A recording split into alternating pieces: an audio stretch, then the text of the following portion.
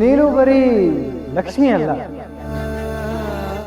ನನ್ನ ಮನೆಗೆ ಮಾತ್ರ ಅಲ್ಲ, ನನ್ನ ಮನದ ಮಹಾಲಕ್ಷ್ಮಿ, ನನ್ನ ಬಾಳಿನ ಸೌಭಾಗ್ಯ ಲಕ್ಷ್ಮಿ, ನನ್ನ ಭವಿಷ್ಯದ ವಿಜಯಲಕ್ಷ್ಮಿ.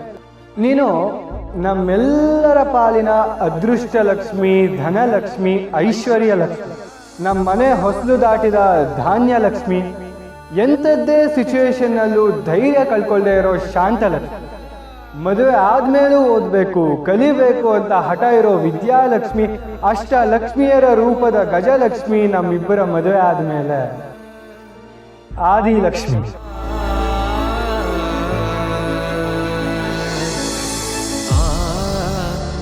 ನೀನ್ ನರ್ಕ ಅನ್ಭವಿಸಕ್ಕೆ ರೆಡಿ ಇದ್ರೆ ನನ್ ಜೊತೆ ಇರು. ಅಥವಾ ನೀನೇನಾದ್ರೂ ನೆಮ್ಮದಿಯಾಗಿರ್ಬೇಕು ಅಂದ್ರೆ ನಿಮ್ಮ ಅಪ್ಪ ಅಮ್ಮನ ಜೊತೆ ನೀನು ಗಂಟು ಮೂಟೆ ಕಟ್ಕೊಂಡು ಹಳ್ಳಿಗೆ ಹೋಗ್ತಾ ಇರೋ.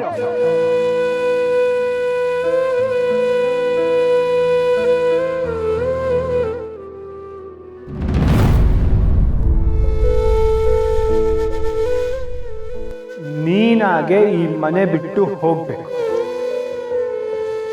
ಹೋಗೋ ಹಾಗೆ ನಾನ್ ಮಾಡ್ತೀನಿ. ಲಕ್ಷ್ಮಿ ಇಲ್ಲೇ ಇದೆಯಾ? ಎಲ್ಲಿ ಅಳಿಯಂದ್ರು? ಆಚೆ ಹೋಗಿದಾರ ಬಚ್ಚಲ್ ಮನೇಲಿದ್ದಾರ? ಬಾ ಅಮ್ಮ, ಇಲ್ಲೇ ಹೊರಗೆ ಹೋಗಿದ್ದಾರೆ. ನಮ್ಮೂರಲ್ಲಾದ್ರೆ ಹೊರಗಡೆ ಇದ್ದಾರಾ ಅಥವಾ ಬಚ್ಚಲ್ ಮನೇಲಿದ್ದಾರ ಅಂತ ಕೇಳೋವಷ್ಟೇ ಇಲ್ಲ ನೋಡು. ಯಾಕೆ ಹೇಳು?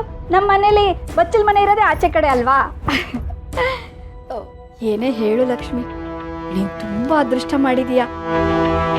ಕುತ್ಕೋ ಲಕ್ಷ್ಮಿ, ಕುತ್ಕೋ. ಲಕ್ಷ್ಮಿ, ನಿಜ ಹೇಳ್ತೀನಿ, ಈ ನಳಿನಿ ತಾಕತ್ತಿಗಾಗಿದ್ರೆ ಇಂಥ ಹುಡುಗನ್ನ ಇಂಥ ಮನೆತನನ ಹುಡುಕಕ್ಕಾಗ್ತಿರ್ಲಿಲ್ಲ. ದೊಡ್ಡವ್ರು ಹೇಳೋದು ಸುಳ್ಳ?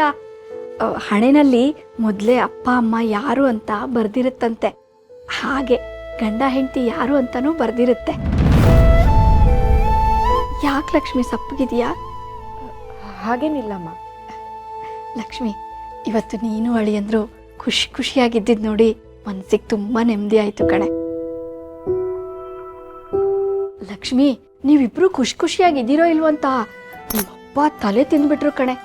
ನೀವಿಬ್ರು ನಗ್ನಗ್ತಾ ಇದ್ದಿದ್ದು ನೋಡಿ, ಕೈ ಕೈ ಹಿಡ್ಕೊಂಡು ಓಡಾಡ್ತಾ ಇರೋದನ್ನ ನೋಡಿ ಲಕ್ಷ್ಮಿ ಖುಷಿಯಾಗಿದ್ದಾಳ ಅಂತ ಅನುಮಾನ ನಿಮ್ಮಪ್ಪಂಗೆ. ಕೊನೆಗೆ ಅಳಿಯಂದ್ರು ನಿನ್ ಮುಂದೆ ಮಂಡಿ ಊರಿ ಗುಲಾಬಿ ಹೂ ಕೊಟ್ರು ನೋಡು, ಆಗ್ಲೇ ಅವ್ರಿಗೂ ಸ್ವಲ್ಪ ಸಮಾಧಾನ ಆಗಿದ್ದು. ಲಕ್ಷ್ಮಿ, ನನಗೆ ನಿಜವಾಗ್ಲೂ ಭಯ ಆಗಿತ್ತು. ನಿನ್ ಗುಣಕ್ಕೆ ನಿನ್ ಮದ್ವೆ ಆದ್ಮೇಲೆ ಇವ್ರ ಹತ್ರ ಜಗಳಾಡ್ಕೊಂಡು ಎಲ್ಲಿ ಲಕ್ಷ್ಮೀಪುರಕ್ಕೆ ಓಡ್ ಬಂದ್ಬಿಡ್ತೀಯೋ ಅಂತ. ಮದ್ವೆ ಆದ್ಮೇಲೆ ತವ್ರ ಮನೆ ಅನ್ನೋದು ಈ ರೋಡ್ ಸೈಡು ಅಂಗಡಿಗಳಿರ್ತಾವಲ್ಲ, ಅಲ್ಲೊಂದು ಮುರಿದೋಗಿರೋ ಪ್ಲಾಸ್ಟಿಕ್ ಚೇರ್ ಇಟ್ಟಿರಲ್ಲ, ಅದ್ರ ಮೇಲೆ ಕುತ್ಕೋಬಹುದು, ಆದ್ರೆ ನೆಚ್ಕೊಂಡು ಭಾರ ಬಿಡಕ್ಕಾಗಲ್ಲ ನೋಡು. ಹಂಗೆ ನಾನು ಹೇಳಿದ್ದು ನಿನಗೆ ಅರ್ಥ ಆಯ್ತಾ?